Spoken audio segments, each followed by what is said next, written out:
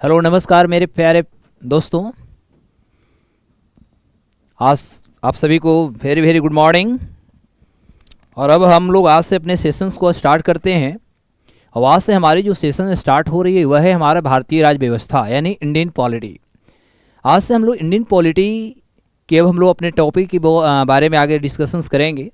और आज हमारी सबसे पहले जो टॉपिक है वो भारतीय राज्य व्यवस्था के अंतर्गत हम लोग जो स्टडी करेंगे वह हमारे टॉपिक है कि भारतीय अर्थव्यवस्था का पहले हम लोग परिचय देखें कि आखिर भारतीय अर्थव्यवस्था होता क्या है। चूँकि हम लोग देखते हैं तो भारतीय अर्थव्यवस्था के जब हम इतिहासों के पन्नों में जाते हैं तो नॉर्मल हम लोग 1773 का जब रेगुलेटिंग एक्ट की बात करते हैं तो 1773 के रेगुलेटिंग एक्ट से शुरुआत करते हैं। लेकिन क्या ये मैं मान के चलूँ कि 1773 का रेगुलेटिंग एक्ट के माध्यम से ही भारत का राज्य व्यवस्था का शुरुआत होता है, या उसके पहले के यदि हम ऐतिहासिक बैकग्राउंड की बात करें क्या उसके पीछे भी कुछ ऐतिहासिक बैकग्राउंड रहे हैं। ये सारे चीज़ों को हम लोग देखेंगे, क्योंकि बहुत बार ऐसे देखने को मिला हुआ है, खासतौर पर यूपीएससी की यदि हम बात करें तो यूपीएससी में बहुत बार ऐसे देखने को मिला है कि क्वेश्चन जो है 1773 के रेगुलेटिंग एक्ट से पहले के भी बहुत सारे क्वेश्चन पूछे गए हैं। तो according to Indian polity concerning with the historical background just we must be known all about it कि हमारा इससे पहले की क्या घटनाएं घटी है। तो एक एक कर करके हम लोग पहले परिचय की ओर बढ़ते हैं। तो भारतीय अर्थव्यवस्था में यदि भारतीय राज्य व्यवस्था की बात करें तो चूंकि हम सभी को पता है कि जब हम इंडियन पॉलिटी की बात करते हैं तो इंडियन पॉलिटी की शुरुआत की यदि बात करें तो हमारे पास यहाँ पर यदि हम ऐतिहासिक पृष्ठभूमि की बात करें तो हमारा ऐतिहासिक जो पृष्ठभूमि होती है वह ऐतिहासिक पृष्ठभूमि ओवरऑल यदि देखते हैं तो हमारी ऐतिहासिक पृष्ठभूमि के जो हमारा शुरुआत होगा यह शुरुआत ईस्ट इंडिया कंपनी से होता है, यानी EIC ईस्ट इंडिया कंपनी, यानी ईस्ट इंडिया कंपनी से हमारे यहाँ ये शुरुआत होती है। चूँकि देखा जाए तो मैं थोड़ा आपको स्पष्ट कर दूं कि हमारे भारत में यदि हम ईस्ट इंडिया कंपनी की बात करें तो जो ईस्ट इंडिया कंपनी जो ये संस्था हुई थी, जो खासतौर पर ब्रिटिश गवर्नमेंट के द्वारा इसको इस्टेब्लिश किया गया था, और स्थापना करने के पीछे इसका एकमात्र जो उद्देश्य था वह था पूर्वी देशों के साथ व्यापारिक गतिविधियों को स्थापित करना। तो सबसे पहले हम समझते हैं कि जो ईस्ट इंडिया कंपनी थी, ईस्ट इंडिया कंपनी की स्थापना कहाँ से शुरू होती है।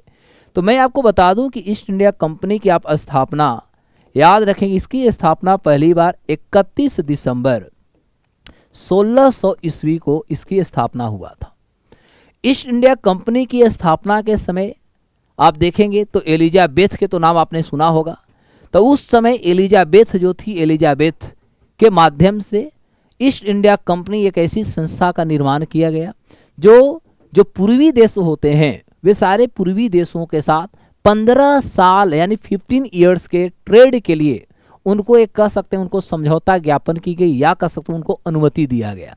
यानी इस दौर में देखा जाए तो यदि हम इंग्लैंड की बात करें तो इंग्लैंड के जो महारानी थी, तो इंग्लैंड की महारानी का इस समय नाम होता है एलिजाबेथ। ठीक है, क्या नाम था? एलिजाबेथ। तो एलिजाबेथ के द्वारा ईस्ट इंडिया कंपनी की जब स्थापना हुई तो ईस्ट इंडिया कंपनी की स्थापना के साथ खास तौर पे ईस्ट इंडिया कंपनी को 15 वर्ष के लिए कह सकते हैं इनको अनुमति दिया गया कि वह पूर्वी देशों के साथ व्यापार करेंगे। और इस समय ईस्ट इंडिया कंपनी की जब स्थापना की गई तो इसके पास जो पेड अप कैपिटल था, पेड अप कैपिटल का मतलब हुआ कि इसका जो कुल पूंजी था, ऐसे याद रखें, इसकी जो कुल पूंजी थी यह कुल पूंजी इसके पास 30,133 पाउंड था। याद रखेंगे जब ईस्ट इंडिया कंपनी की स्थापना हुआ था 31 दिसंबर 1600 ईस्वी के जब इसकी स्थापना हुई थी तो इस समय ईस्ट इंडिया कंपनी के पास जो टोटल पेड अप कैपिटल था यानी पूंजी थी, जिस पूंजी के साथ खास तौर पे ईस्ट इंडिया कंपनी की जो स्थापना किया गया था, तो इस दौर में देखेंगे तो इसके पास मात्र 30,133 पाउंड पैसा थे। और इतने पैसा के साथ ईस्ट इंडिया कंपनी की स्थापना जो होती है वह 31 दिसंबर 1600 ईस्वी को इसकी स्थापना किया जाता है। और ये जो 30,133 जो टोटल पाउंड था, मैं इसको थोड़ा स्पष्ट कर दूं तो 30,133 जो पाउंड था इसमें कुल यदि हम भागीदार की बात करें तो कुल इसके जो भागीदार थे यह भागीदारों की संख्या टोटल 217 था। अर्थात हम कह सकते हैं कि 217 लोगों ने मिलकर 217 लोगों ने जो कैपिटल होता है, जो पूंजी होता है, वो पूंजी को इकट्ठा कर करके हम कह सकते हैं एक ऐसी संस्था का निर्माण किया जाता है और जिसका एक मकसद होता है, एक उसका उद्देश्य होता है, और वह उसका उद्देश्य था कि पूर्वी देशों के साथ हमें व्यापारिक गतिविधियों को स्थापित करना, व्यापारिक गतिविधियों को प्रचलित करना, जिससे कि इंग्लैंड के जो व्यापारी वर्ग थे, इंग्लैंड के कह सकते जो ट्रेडर थे, वे ज़्यादा से ज़्यादा लाभ कमाएं तथा पूर्वी देशों के साथ व्यापारिक संबंध को स्थापित करें। इसको देखते हुए खास तौर पे ईस्ट इंडिया कंपनी की स्थापना हुई थी। और इस समय जब ईस्ट इंडिया कंपनी की स्थापना हुई तो मात्र याद रखिएगा कि 15 वर्ष के लिए इन्हें ये अनुमति प्रदान किया गया था कि वह पूर्वी भारत यानी पूर्वी देशों के साथ वह व्यापारिक गतिविधियों को आगे बढ़ाएगा। तो यह अनुमति इनको दिया गया, जो इंग्लैंड यानी ब्रिटेन की जो महारानी थी एलिजाबेथ, तो एलिजाबेथ के माध्यम से यह इनको अधिकार कह सकते हैं कि इनको अनुमति पत्र इनको प्रदान किया जाता है। और ओवरऑल जो 30,133 जो पौंड था, ये इकट्ठा करने में टोटल आप देखिएगा तो लगभग 217 जो इसमें शेयरर थे या कह सकते हैं पार्टनर लोग थे, ये पार्टनरों ने मिल करके ईस्ट इंडिया कंपनी की स्थापना के लिए इन्होंने टोटल कैपिटल को इकट्ठा किया। क्लियर हो गई। अब इसी के साथ जब ईस्ट इंडिया कंपनी की स्थापना हो गई, अब ध्यान देंगे, ऐसे ही जब ईस्ट इंडिया कंपनी की जब स्थापना हो जाती है तो मैं आपको थोड़ा यह स्पष्ट कर दूं कि ईस्ट इंडिया कंपनी की स्थापना होने के बाद अब मायने सी बात है कि ईस्ट इंडिया कंपनी की संस्था को जो है इसको चलाना था। तो ईस्ट इंडिया कंपनी को चलाने के लिए अब ध्यान देंगे, अब हमारा ईस्ट इंडिया कंपनी जो था, ईस्ट इंडिया कंपनी की तो स्थापना हो गई। अब जैसे ईस्ट इंडिया कंपनी की स्थापना हो गई तो स्थापना होने के बाद इसको अब हमें करना होगा, क्रियान्वित करना होगा। तो ये जो क्रियान्वित होता है यानी जिसको आप इम्प्लीमेंटेशंस कहते हैं, तो इसकी जो टोटल इम्प्लीमेंटेशंस होती है, इसकी इम्प्लीमेंटेशंस के लिए एक कह सकते हैं कि कहीं ना कहीं हमें प्रशासनिक संस्था भी होनी चाहिए। तो एक प्रशासनिक कह सकते हैं एक संस्था का निर्माण किया गया। और ये जो प्रशासनिक जो संस्था थी, इस प्रशासनिक संस्था में याद रखिएगा कि कुछ लोगों को इसमें हम इन्वॉल्व कर रहे हैं। जैसे में इसमें एक जो थे, इसमें एक गवर्नर बनाया गया, ध्यान देंगे। इसके अंतर्गत जब ईस्ट इंडिया कंपनी की जब स्थापना कर दी गई तो ईस्ट इंडिया कंपनी की स्थापना करने के साथ ही साथ हम कह सकते हैं कि जैसे ही संस्था का निर्माण किया गया तो संस्था का निर्माण करने के साथ ही इसमें हम कहेंगे कि ओवरऑल यदि बात मैं करूं तो ओवरऑल हम कह सकते हैं इसमें एक गवर्नर का पोस्ट इसमें क्रिएट किया गया, यानी इसमें एक गवर्नर होगा। उसके बाद देखेंगे तो इसमें एक जो था वो डेप्यूटी गवर्नर होगा, यानी डेप्यूटी गवर्नर का मतलब हुआ एक जो होंगे कह सकते हैं उप गवर्नर होंगे। और उसके अलावे कह सकते हैं इसमें 24 जो था वो 24 सदस्यीय एक कह सकते हैं 24 सदस्यीय एक कह सकते हैं कि संस्था का निर्माण किया गया। और इस तरह से ओवरऑल यदि देखा जाए तो ईस्ट इंडिया कंपनी जो थी, ईस्ट इंडिया कंपनी को स्थापना किया गया। अब होता है कि ये जो 24 सदस्यीय जो संस्था थी, ये 24 सदस्यीय संस्था को नाम दिया गया। यदि हम इस समय ईस्ट इंडिया कंपनी की गतिविधियों को अध्ययन करें तो ये 24 सदस्यीय जो संस्था थी, इस संस्था को एक काउंसिल नाम दिया गया। यानी काउंसिल का मतलब आप कह सकते हो कि इसे गवर्नर का परिषद नाम दिया गया। ध्यान देंगे, गवर्नर का परिषद नाम दिया गया। यानी कह सकते हैं कि गवर्नर, डेप्यूटी गवर्नर के साथ साथ 24 सदस्यीय एक काउंसिल थी। और इस काउंसिल के माध्यम से ईस्ट इंडिया कंपनी के द्वारा जो भी प्रशासनिक प्रक्रियाएं थी, जो भी कह सकते हैं कि जो इसका व्यापार से संबंधित, ठीक है, व्यापार संबंधित जो इसकी गतिविधियां थी या कह सकते हैं व्यापारिक गतिविधियां से रिलेटेड कह सकते हैं अन्य प्रकार के जो आय व्यय का जो कार्य होते थे, ये सभी चीज को चिन्हित करने हेतु या कह सकते प्रतिस्थापित करने हेतु एक संस्था का निर्माण किया, जिसमें गवर्नर, डेप्यूटी गवर्नर के साथ साथ इसमें कुल 24 सदस्य जिसे गवर्नर के एक परिषद के रूप में स्थापित किया गया और एक किए गए। और ये पूरी की पूरी जो संस्थाएं थी मेरे प्यारे, आप याद रखिएगा, ये पूरी की पूरी जो संस्थाएं थे, यह संस्थाएं मुख्य रूप से आप देखेंगे तो यह संस्थाएं वहाँ के यानी इंग्लैंड के जो गृह विभाग था, ऐसे याद कर सकते हैं, जो गृह मंत्रालय था या गृह विभाग जो था,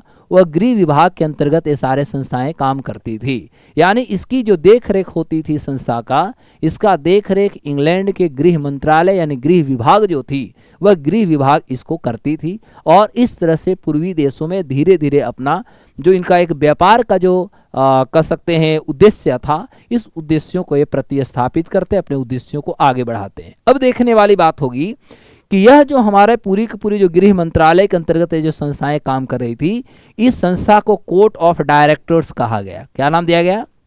इसे कोर्ट ऑफ, कह सकते हैं ये पूरी की पूरी जो संस्था थी इसे कोर्ट ऑफ डायरेक्टर्स के द्वारा कह सकते हैं कि इसको एक पूर्ण रूप से कह सकते हैं इसको नियंत्रण करने की कोशिश किया जाता है।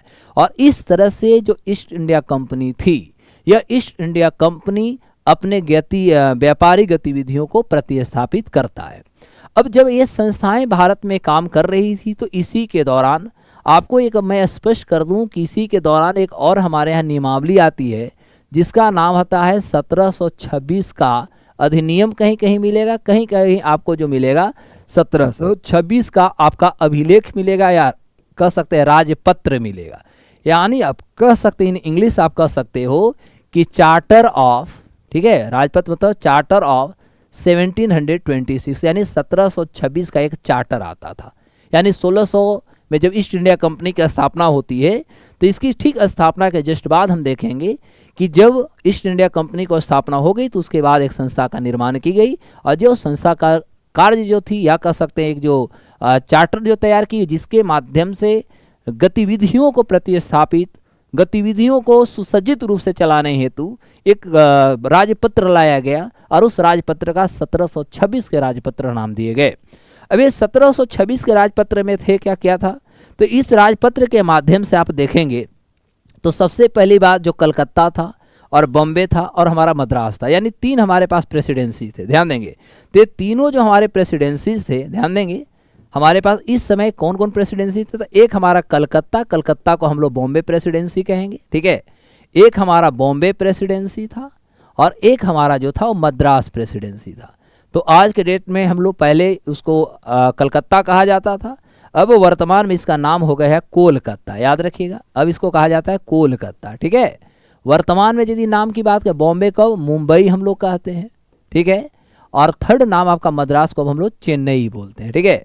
तो ये तीन हमारे पास जो प्रेसिडेंसी थे, ये तीनों प्रेसिडेंसी के लिए हमने देखा क्या कि इस दौरान या इस नियम के तत्वाधान में हमने देखा कि यहाँ पर ये तीनों राज्यों का या तीनों जो प्रोविंसेस थे, यहाँ के जो राज्यपाल होते थे, राज्यपाल कहने का मतलब हमारा ये हुआ कि हम गवर्नर की बात कर रहे हैं, ठीक है। तो अब मैंने सी बात है, तीनों क्षेत्रों के जो गवर्नर्स हुआ करते थे, एक गवर्नरों को अब एक अलग से आप कह सकते हो कि इनको एक अधिकार दे दी गई कि वो खास तौर पे इनकी जो भी परिषद होंगे, ठीक है, इनका जो भी काउंसिल होगा, वे काउंसिल को ये अधिकार दिया गया कि अब आप विधि का निर्माण कर सकते हैं। यानी विधि का अपना निर्माण करने हेतु इनको एक बहुत बड़ा अधिकार मिल गई और यह अधिकार 1726 का जो चार्टर एक्ट था या 1726 का कह सकते हैं एक्ट थी, इसके माध्यम से इनको विधि का निर्माण करने के लिए अधिकार दे दी गई। और ये जो विधि का निर्माण करेंगे या जो कानून के निर्माण करेंगे, इसमें यह भी स्पष्ट कर दिया गया था कि जो भी हमारे पास ये तीनों जो प्रेसिडेंसीज हैं, खास तौर पे ये तीनों प्रेसिडेंसीज के जो भी स्थितियां हो सकती हो, स्थितियां का मतलब हम अपने शब्द में कह सकते हैं, चाहे इसका सांस्कृतिक की हम बात करते हैं, हम इसकी धार्मिक गतिविधियों की बात करते हैं, हम इसकी आर्थिक गतिविधियों की बात करते हैं, तो ये सारे जो इनकी गतिविधियां थी, इस गतिविधियां को देखते हुए वह विधि का निर्माण करेगा। साथ ही साथ इसके माध्यम से ये भी कहा गया कि तीनों जो प्रेसिडेंसीज होंगे, तीनों प्रेसिडेंसीज में जो भी खास तौर पे जो जमींदार हुआ करते थे, ये जितने भी इनके जो जमींदार हुआ करते थे, या कह सकते हैं कि यहाँ पर लैंड लॉर्ड से सब हुआ करते थे, कह सकते हैं कि वहाँ पर जो राजवाड़ा हुआ करते थे, तो ये राजवाड़ों के माध्यम से या कह सकते हैं कि उनकी संस्तुति के माध्यम से, उनकी सहमति के माध्यम से अब होगा कि इन सभी क्षेत्रों के लिए अलग से नियम बनाए जाएंगे, विधि का निर्माण किए जाएंगे। और वह विधि का जो निर्माण होगा, चाहे हम कह सकते हैं वह राजस्व से संबंधित हो सकता है, ध्यान देंगे, वह राजस्व से संबंधित हो सकता है, या कह सकते हैं जो सामाजिक न्याय जो होता है वे सामाजिक न्याय यानी आप कह सकते हैं सिविल जस्टिस कह सकते हैं, तो सिविल जस्टिस से संबंधित हो सकते हैं। ये दोनों से संबंधित जो भी नए नए नियमावली हो सकते हैं, इस नियमावली को प्रतिस्थापित करने की कोशिश किया जाएगा। और इसी के साथ कह सकते हैं, यानी हम कह सकते हैं कि 1773 का जो रेगुलेटिंग एक्ट थी, 1773 के रेगुलेटिंग एक्ट से पहले हम कह सकते हैं कि हमारे पास लगभग हम कह सकते हैं 202 ऐसे भी घटनाएं हैं जिसमें हमारा ईस्ट इंडिया कंपनी की स्थापना और दूसरा 1726 के हमारा चार्टर एक्ट था। अब होता है कि ईस्ट इंडिया कंपनी अभी तक आप देखिएगा तो 1600 में जो स्थापित हुआ था वह केवल उसका जो उद्देश्य था वह था पूर्वी देशों के साथ व्यापारिक गतिविधियों को प्रतिस्थापित करना था। लेकिन धीरे धीरे आप देखेंगे कि यहाँ तक अब इसको आप देख सकते हैं कि वो नियमावली बनाने की बात हो रही है, वो विधि का वो निर्माण करना शुरू कर दिया। और जैसे ही विधि का वो निर्माण करना शुरू कर दिया और ख़ास तौर पे विधि के निर्माण में भी वो सांस्कृतिक, धार्मिक, आर्थिक और जमींदार और जो हमारे राजवाड़े थे इनके संपर्क में आकर के इनकी सहमति से कानून बनाना शुरू किया। क्या आपको नहीं लगता है कि अब जो ईस्ट इंडिया कंपनी के जो विचार थी केवल व्यापार करने का, अब उसकी विचारधारा बदल रही है? इतना से तो आपको ये समझ में आ ही गया होगा कि अब ईस्ट इंडिया कंपनी भारत में व्यापार करना नहीं चाहती है, बल्कि अब वह प्रशासनिक गतिविधियों को प्रतिस्थापित करना चाहती है। और भारत के जो अंग या भारत के वे क्षेत्र जहां पर ईस्ट इंडिया कंपनी की अपनी पकड़ थी, इस पकड़ में वो और ज़्यादा मजबूती अपने आप को बनाना चाहती है। यानी अब स्पष्ट हो गया है जैसा आपने सुना होगा कि जब हम सांप को दूध पिलाते हैं तो सांप कहीं न कहीं हमारे ऊपर ही डसता है या हमारे ऊपर ही प्रैक्टिकल करता है। ठीक वही स्थितियां कहीं न कहीं यहाँ पर पैदा हो रही है कि ईस्ट इंडिया कंपनी जहाँ पर व्यापार कर रही थी, अब देश के जमींदार और राजवाड़े की सहमति के माध्यम से कानून बना रहा है। और हमारे देश के राजवाड़े और जमींदार जो है वे सारे के सारे उनके समक्ष कह सकते हैं आत्मसमर्पित हो चुके हैं और उनके कानून बनाने में उनको सहमति दे रहे हैं। तो अब हमको लगता है कि यह वही दौर है जिस दौर से हम कह सकते हैं कि भारत में कहीं न कहीं नाग को दूध पिलाने की कोशिश किया गया था।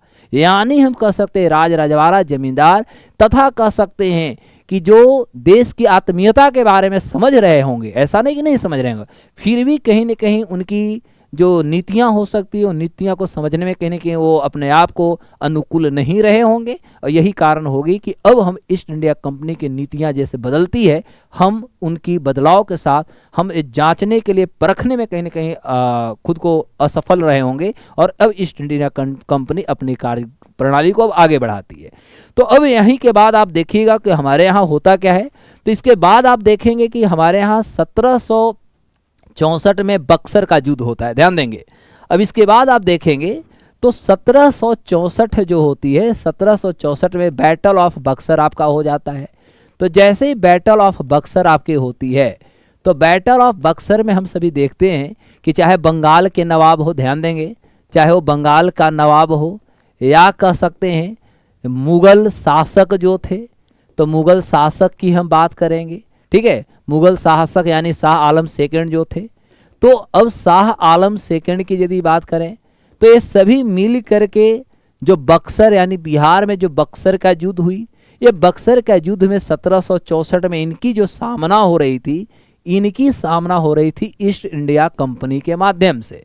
अब ईस्ट इंडिया कंपनी वर्सेज आप कह सकते हैं कि मुग़ल और बंगाल के नवाब जो थे एक दूसरे के सामने आ जाते हैं, जहां पर ईस्ट इंडिया कंपनी पहली बार कह सकते हैं यहाँ पर तोप का प्रयोग करना किया। सबसे पहले यदि हम देखा जाए तो गोला बारूद की यदि बात करें तो गोला बारूद का प्रयोग इन्होंने किया। कह सकते हैं आधुनिक जो हथियार होता है वे आधुनिक हथियार का इन्होंने प्रयोग करना शुरू किया।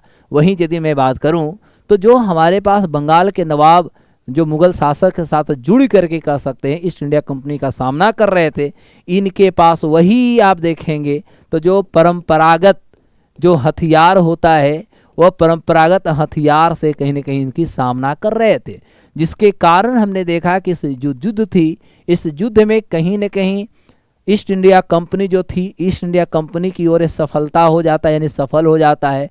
और इधर की यदि बात करें तो यह विफल हो जाते हैं।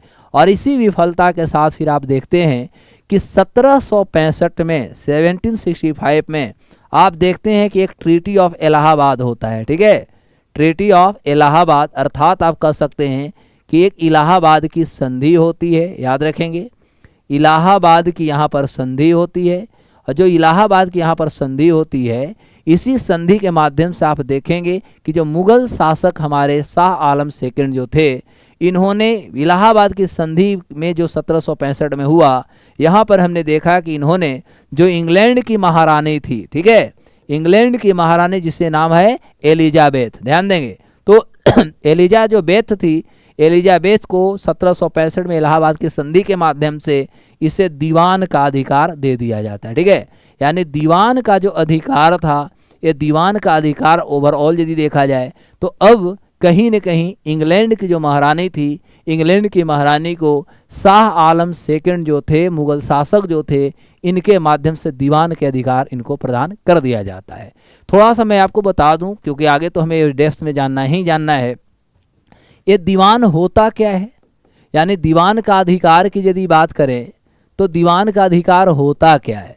देखिए दीवान का अधिकार का मतलब होता है राइट ओवर, थोड़ा अंग्रेजी में देख लेता हूँ, right over revenue collection, revenue collection along with आप कह सकते हैं सिविल जस्टिस, ठीक है, सिविल जस्टिस।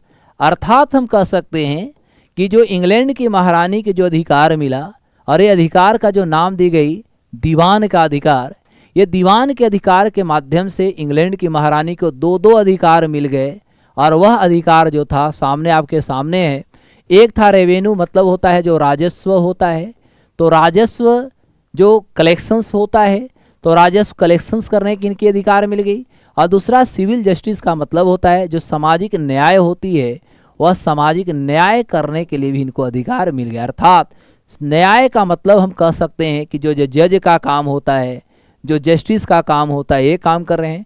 और राजस्व का मतलब आज के डेट में यदि हम कहें तो हम कह सकते हैं कि जैसे हमारा इनकम टैक्स जो ऑफिसर होते हैं उनका काम। अर्थात ये दोनों के दोनों जो कार्य थे, यह पूर्ण रूप से हम कह सकते हैं कि अब ईस्ट इंडिया कंपनी को कहीं न कहीं महारानी के माध्यम से ये आपको प्राप्त हो जाता है। क्लियर हुआ।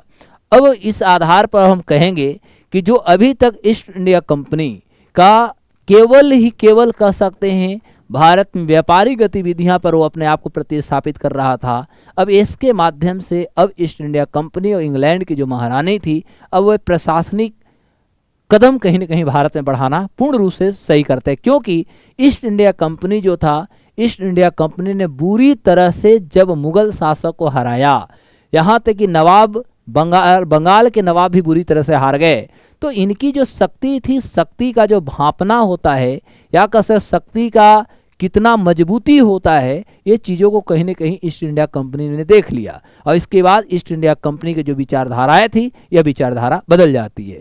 और अब इसके माध्यम से हमारे यहाँ जो शासन प्रशासन की यदि गतिविधियों की बात करें तो भारत में शासन प्रशासन अब दो तरह से चलेगा, ठीक है। अब हम कह सकते हैं कि यदि हम देश की स्वतंत्रता से हम पहले की बात करें तो हमारे यहाँ जो शासन की प्रतिबद्धता होगी वह मुख्य रूप से हमारा दो प्रकार से चलेगा। पहला जो हमारा जो चलेगा वह कह सकते हैं कंपनी कानून कहेंगे या कंपनी अधिनियम के माध्यम से हम कानून बनाएंगे, ठीक है। और उसके बाद एक हमारा क्राउन रूल चलेगा, यानी क्राउन का मतलब कह सकते हैं जो ब्रिटिश शासन होता है या कह सकते हैं कि जो राजा महाराजा जो होते हैं उनके माध्यम से कहीं न कहीं हम चलाने की कोशिश करें। अर्थात कह सकते हैं शाही कानून, ठीक है। दूसरे शब्द में कहेंगे शाही कानून हम कहेंगे। यानी अब भारत में ओवरऑल यदि देखा जाए तो हम कानूनी जो गतिविधियां थी या जो भारत में कह सकते हैं कि अन्य प्रकार के जो गतिविधियां थी, वह अन्य प्रकार की गतिविधियां कुछ इस तरह चलाई जाती है। और ऐसे ही कंपनी अधिनियम का यदि दौर देखते हैं तो यह अब आपका 1773 से लेकर के 1857 के विद्रोह होता है, यानी 1858 लेकर चलते हैं। ये जो हमारा पीरियड रहेगा एक कंपनी अधिनियम कह सकते हैं या कंपनी कानून कह सकते हैं। और यहाँ पर यदि देखा जाए तो हम 1858 से लेकर के लगभग 1947 में जो हमारा इंडिया इंडिपेंडेंस एक्ट आया था, इंडिया इंडिपेंडेंस एक्ट तक जो चला वो हमारा शाही कानून चला। क्लियर हुआ। अब इस आधार पे सबसे पहला हमारे यहाँ जो कानून हुई वह था हमारा रेगुलेटिंग एक्ट। याद रखेंगे, शुरू यहाँ से हम लोग करने वाले हैं। अब यहाँ से हमारा रेगुलेटिंग एक्ट आती है और यह हमारा 1773 में आता है। और 1773 के रेगुलेटिंग एक्ट के माध्यम से फिर जो प्रशासनिक गतिविधियां था ब्रिटिश गवर्नमेंट का, वह कहीं न कहीं आगे स्थापना करना शुरू करता है। अब इसके बाद आप लोग पढ़ते हैं कि एक पिट्स इंडिया एक्ट भी आया था। तो ये पिट्स इंडिया एक्ट जो आई थी, ये पिट्स इंडिया एक्ट 1784 में आई थी। लेकिन आपको मैं बता दूं कि ये पिट्स इंडिया एक्ट के अंदर में दो घटना हमें पढ़ना होगा, आगे मैं पढ़ाऊंगा। इससे पहले एक हमें पढ़ना होगा act of settlement. Act of एक हमें सेटलमेंट पढ़ना होगा, ठीक है। तो एक्ट ऑफ सेटलमेंट क्या होता है, इसमें आपको एक चीज़ और देखना होगा। जैसे बंगाल जुडिकेचर एक्ट के नाम सुना होगा, तो बंगाल जुडिकेचर एक्ट क्या होता है, जुडिकेचर एक्ट सुना ही होगा। कहीं कहीं आपको हो सकता है किसी के नाम जो मिलेगा, कहीं कहीं आपको मिलेगा एमेंडिंग एक्ट भी मिलता है।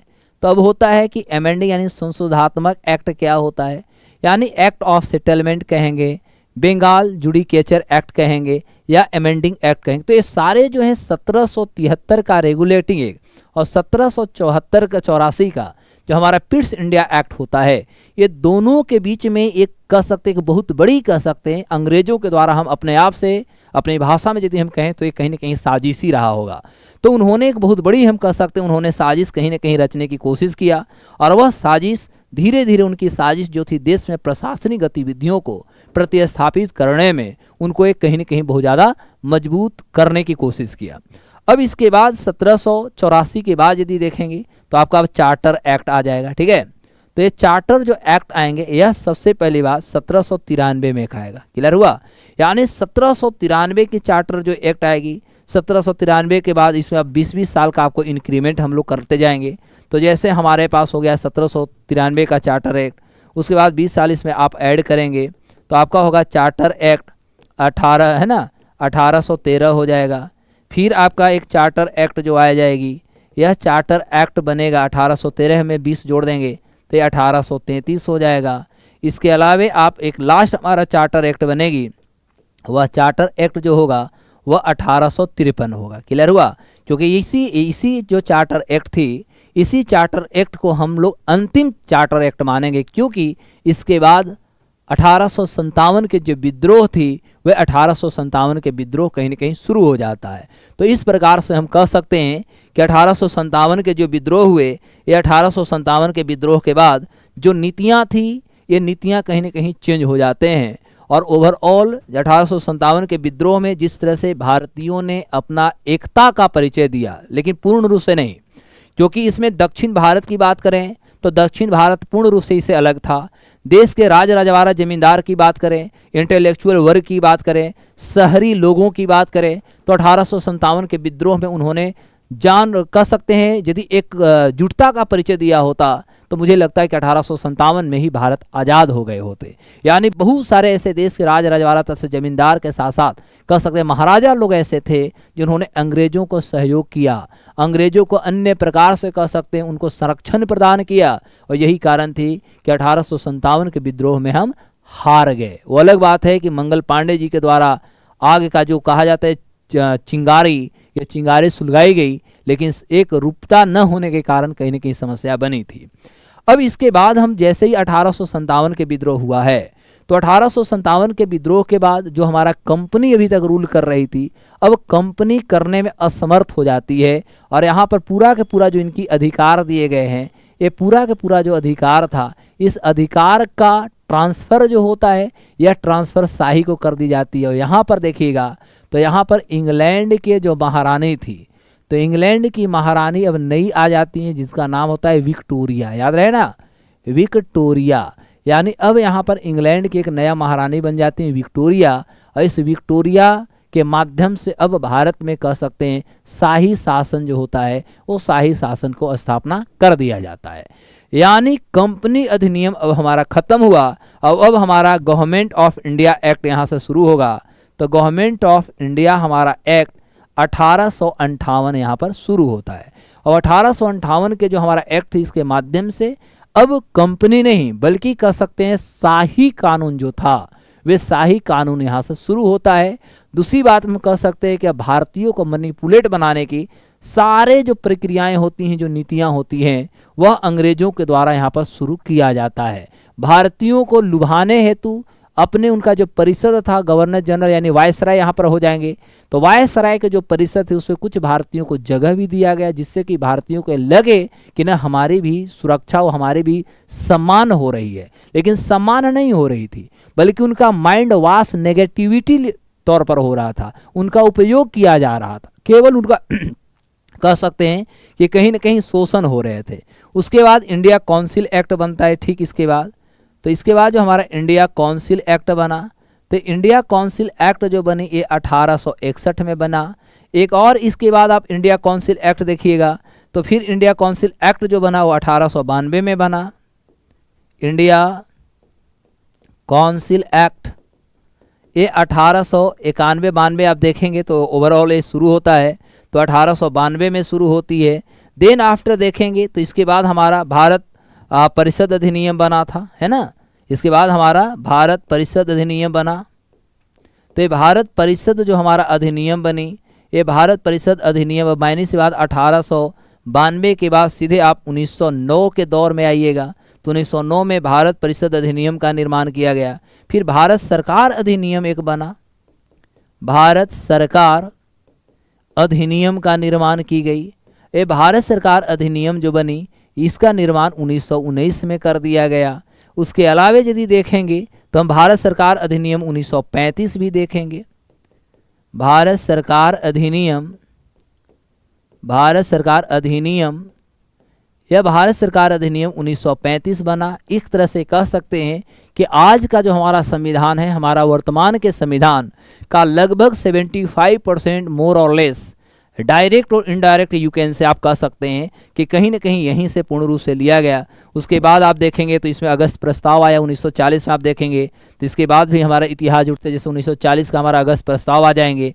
उसके अलावा देखेंगे तो 1942 में हमारा क्रिप्स मिशन प्रस्ताव आया था। 1942 के बाद आप देखेंगे तो 1946 में कैबिनेट मिशन प्रपोजल आया। 1947 में 1947 की बात करें तो अंतिम रूप से 1947 में जो था वह भारत आज़ाद या कह सकते हैं इंडिया इंडिपेंडेंट एक्ट आया। ठीक है, और इससे पहले 1947 में एक हमारा माउंट बेटन भी आया था, तो माउंट बेटन कह सकते हैं, और इसके बाद अंतिम कह सकते हैं इंडिया इंडिपेंडेंट एक्ट आया। ठीक है, इंडिया इंडिपेंडेंट एक्ट वो 1947 में आया।